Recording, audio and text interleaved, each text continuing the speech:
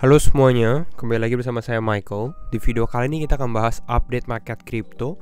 Khususnya di video kali ini kita bisa lihat ada pergerakan yang signifikan dari market gitu ya.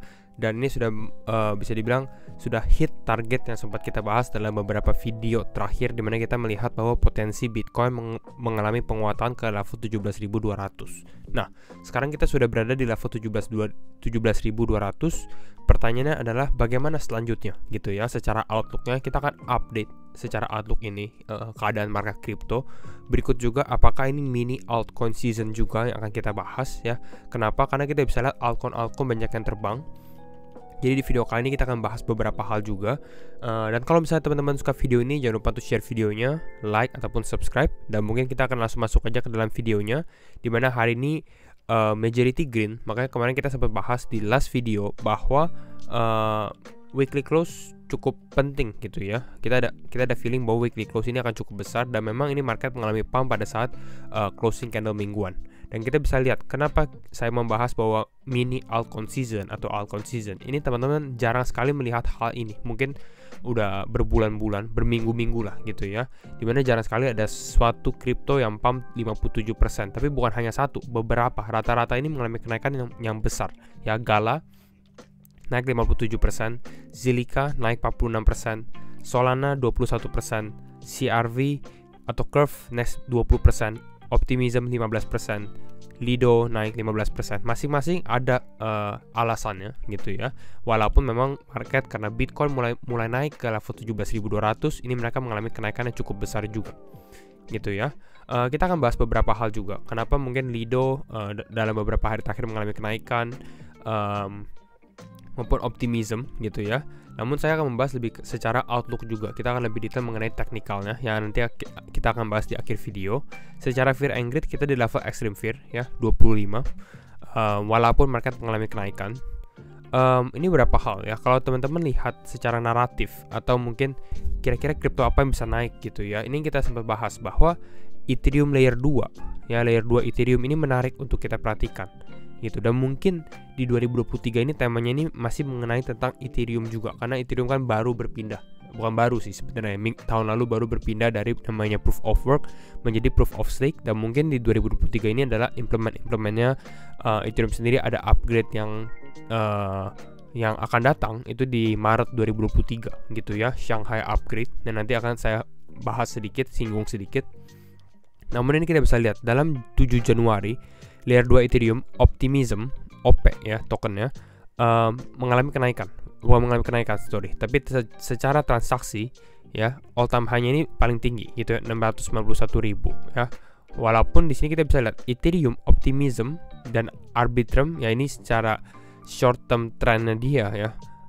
Ethereum nih kalau kita transaction per day-nya mengalami sedikit penurunan gitu ya. Trennya sedikit down walaupun relatif lebih stabil. Namun kalau kita perhatikan Optimism ya, yang warna merah di sini, ini trennya dari Agustus, November, bahkan untuk saat ini mungkin ini trennya mengalami kenaikan, cenderung uptrend gitu. Makanya kita bisa lihat mungkin dari hal ini menjadi sisi positif juga dari tokennya ya, OP token. Kalau kita membahas tentang sektor kripto ya, kita sama membahas sektor kripto yang lagi naik itu AI. Saat ini yang lagi naik dan sudah naik dalam beberapa hari terakhir. Jadi saya membahas video ini bukan berarti untuk teman-teman beli saat ini gitu ya, karena udah bisa dibilang sudah sedikit terlambat gitu ya. Lebih baik menunggu pullback. Dan kalau misalnya market seperti ini, saya rasa ya ini akan switch ke naratif baru lagi ya, nanti pun kita akan bahas di next video. Nah, tapi yang kita bisa lihat dalam beberapa hari terakhir yang mengalami kenaikan itu berada di dalam liquid staking. Ya, liquid staking, dimana kalau kita stake suatu aset, khususnya di sini untuk stake Ethereum, tapi aset tersebut tetap liquid, nggak ke-lock seperti itu. For those new around here, LSD atau liquid staking derivative. Jadi kalau teman-teman tanya sekarang yang lagi trending apa sektor altcoin, yaitu adalah liquid staking derivative. Maupun kalau kita perhatikan ini dalam beberapa hari terakhir, saya lihat juga Metaverse NFT ini mulai sedikit naik lagi. Gala kita tahu ada Sandbox, di sini kita lihat Sandbox naik 11%, ada Mana juga mengalami kenaikan, ApeCoin seperti itu ada sedikit kenaikan juga, tapi secara naratif ini belum terlalu jelas alasannya kenapa gitu ya. Mungkin hanya sekedar pump pump saja. Liquid Staking Derivative LSD is short for Liquid Staking Derivative, the hot new narrative. Ya, apa sih itu Liquid Staking Derivative? Liquid Staking Derivative adalah LSD protocols allow users to stake their Ethereum. Jadi ya bisa staking Ethereum ya, sebenarnya aset apapun. Namun di sini memang major naratifnya itu lebih karena untuk staking Ethereum ya, tanpa locking asetnya gitu ya. Dan tetap maintain infrastrukturnya dengan secara bersamaan juga participate di on-chain activity seperti itu. Ini makanya namanya liquid staking derivative. Jadi tetap liquid walaupun di staking kan. Nah, kenapa di Ethereum? Karena ya kita lihat tadi bahwa Ethereum ini akan mengalami update-nya yang terbaru ya, dijadwalkan itu di bulan Maret 2023 yang dinamakan dengan Ethereum Shanghai Upgrade. Kita tahu Ethereum punya upgrade itu biasanya nama kota, Ethereum London Upgrade, Ethereum kota upgrade seperti itu. Dan di tahun ini di bulan Maret ada upgrade-nya yaitu Shanghai Upgrade, dan ini lebih ke arah untuk membahas tentang stakers, validators-nya, karena kan itu yang baru berubah juga dari proof of work ke proof of stake gitu ya, lebih ke arah dari Bitcoin chain-nya ini. Nanti mungkin ini kita akan bahas di satu video khusus untuk membahas tentang hal tersebut. Nah, ini kita bisa lihat top 5 liquid staking derivative token dalam 7 hari terakhir. LDO, Lido 60%, FXS, Fraxshare 26%, Anchor 38%, ada RPL, ada Fizz mengalami kenaikan juga, tapi ini lebih ke arah kripto kecil. Ya, apakah ini saat yang tepat untuk membeli kripto tersebut? Saya rasa tidak gitu ya, karena ini market baru pump ya. Jadi lebih baik kita menunggu dan mungkin kita akan lihat naratif berikutnya juga. Karena kalau mulai Bitcoin mulai bergerak, ini cukup menarik untuk kita perhatikan dan mungkin market lebih tradable juga. Nah, ngomongin tentang altcoin season, apakah saat ini adalah altcoin season? Kalau kita melihat dari indikatornya, altcoin season index ini adalah ketika 75% of the top 50 coins, jadi 75% dari top 50 kripto lebih perform better atau performanya lebih bagus dibandingkan Bitcoin dalam 1,5 bulan terakhir. Dan saat ini sebenarnya enggak gitu ya. Kenapa? Karena kita tahu di sini kita bisa lihat Bitcoin mengalami penurunan 18%, namun banyak altcoin yang terdampak lebih besar. Yes, untuk saat ini memang mereka mengalami kenaikannya juga besar altcoin, tapi kalau secara indikator ini enggak gitu ya. Tapi kita bisa lihat, memang kita sempat bahas di video terakhir juga yang kita sempat bahas bahwa Bitcoin dominance-nya ini cenderung mengalami penurunan. Dan penurunan ini kenapa saya bilang di Telegram sempat update kalau nggak salah 1 atau 2 hari yang lalu, pada saat dia masih konsolidasi di sini, kita masih bisa update bahwa cenderung kita melihat bahwa penguatan dari Bitcoin dominance gitu ya, atau ada penurunan besar dari Bitcoin dominance dan testing ke area box yang warna biru ini gitu ya. Walaupun saya sebenarnya nggak expect akan terjadi secepat ini gitu ya, mungkin dalam beberapa minggu ke depan, tapi ini baru hanya dalam minggu ini pun langsung tiba-tiba mengalami penurunan dan sudah di area yang kita sempat bahas gitu ya. Dan saat ini mengalami breakdown, kita ada skenario di mana dia breakdown atau mungkin dia sedikit mengalami bounce seperti itu. Jadi ini kira-kira update dari Bitcoin dominance sendiri. Saat ini bagaimana? Apakah breakdown atau tidak? Saya udah hit targetnya gitu ya. Tapi namun kalau di saat ini lebih condong mungkin lebih ke arah konsolidasi dulu sementara di area ini, seperti yang dilakukan di time frame ini ataupun pada saat dia mengalami konsolidasi ya.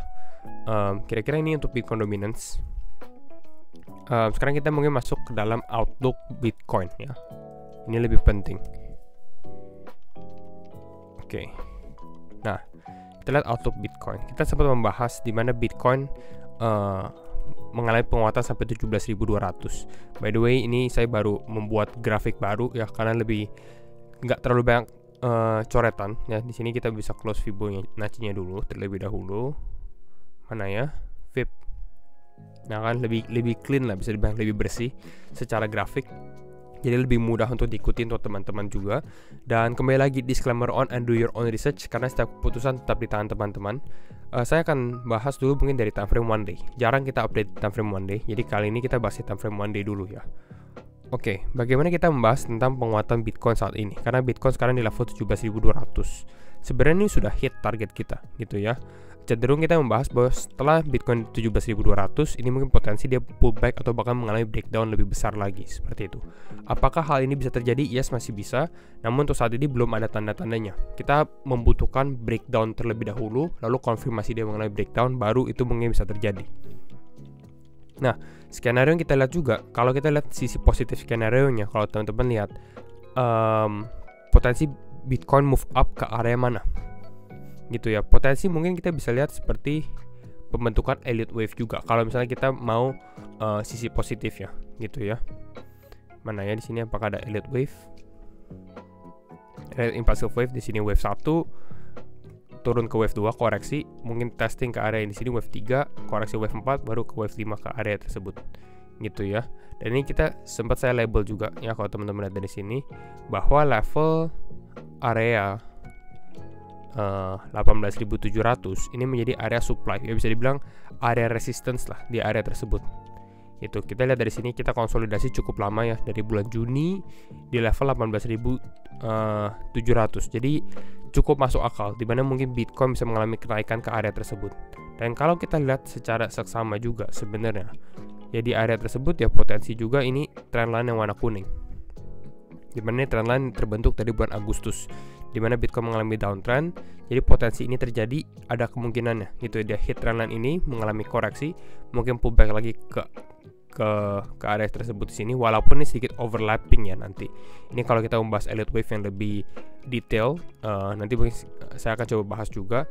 Namun ini seperti skenario yang kita sempat yang bisa kita perkirakan atau bayangkan secara simpelnya seperti itu. Ini untuk good skenario-nya ya, kalau memang ini mengalami kenaikan yang cukup lumayan. Artinya target, kalau misalnya kita lihat dari sini, potensi target ke area 18.700. Ya, ini best skenario untuk saat ini. Nah, sekarang kita kalau lihat di time frame 4 jam. Ya, dan kita mengeluarkan Fibo kita. Ya, secara low time frame atau time frame rendah, atau bisa dibilang ya short term ya. Jadi kita bisa lihat bahwa di Bitcoin sebenarnya kalau teman-teman lihat dari on-chain data juga, ini udah mulai melandai gitu ya secara kenaikan. Dari grafik pun kelihatan gitu ya, ini udah mulai melandai sedikit. Bahkan kalau kita tarik garis Fibonacci-nya di sini, ini sudah berada di kisaran area 0,618 0,65 gitu ya. Ini biasanya saya mungkin membentuk area tersebut sebagai area golden pocket lah.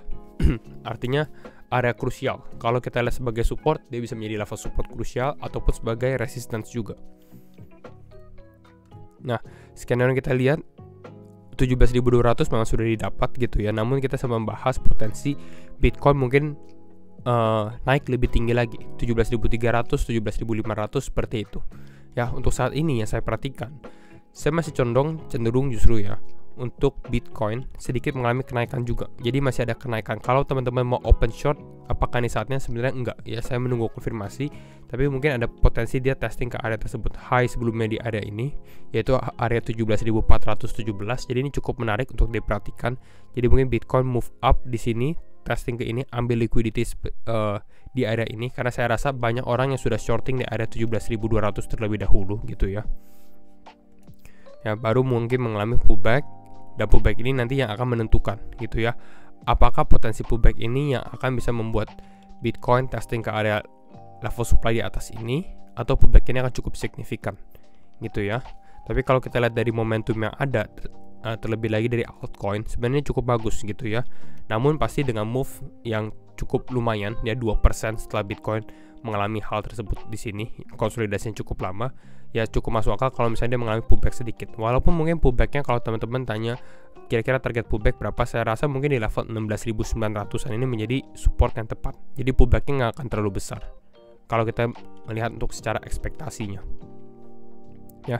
Jadi ini mungkin skenario-nya untuk Bitcoin untuk saat ini gitu ya. Nanti mungkin kalau kita dari sini dia konsolidasi di area ini mungkin possible untuk teman-teman yang belum sempat long Bitcoin gitu ya. Nanti mungkin saya akan update di video berikutnya ataupun di channel Telegram juga untuk mengenai beberapa hal ini juga ya. Jadi kalau misalnya teman-teman suka video ini ya, jangan lupa untuk share videonya, like ataupun subscribe. Dan sekali lagi thank you semua for watching and see you in the next video. Bye bye.